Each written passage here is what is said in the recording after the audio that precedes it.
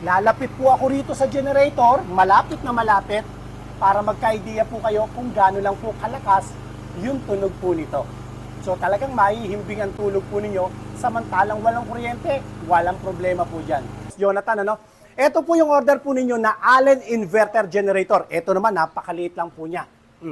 Pero kaya po niyang magpaandar ng dalawang aircon, dalawang ref, dalawang TV, dalawang ventilador, internet at laptops. Allen po kasi yan eh. Allen Inverter Generator. 100% copper wire po yan. Okay, try po natin. Ito po, dalawa po ang paraan ng pwede nyong i-start.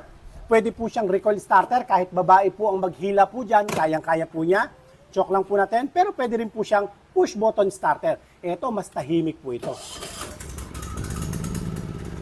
Tingnan nyo po ha. Ayan. Okay. Lalapit po ako rito sa generator, malapit na malapit, para magka-idea po kayo kung gaano lang po kalakas yung tunog po nito. So talagang maihimbing ang tulog po ninyo, samantalang walang kuryente, walang problema po dyan. Sa lahat po ng mga interesado, pwede nyo po akong i-follow sa ating pong mga social media account. Ang ating cellphone number, naka-flash po dyan sa inyong screen.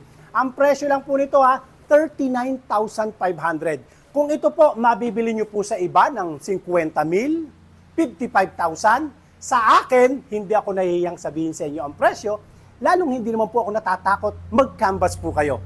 39,500 lang, kaya niyang magpaandar ng dalawang aircon, dalawang ref, dalawang ventilador, dalawang TV, internet at laptop, sabayan mo pa ng 5 ilaw, kayang-kaya yan ng inverter na generator at napakatipid po niyan sa gasolina. Wala pa pong 1 litro kada isang oras.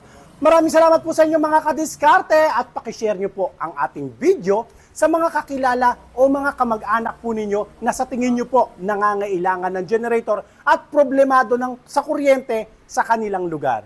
Maraming salamat po sa inyo. God bless.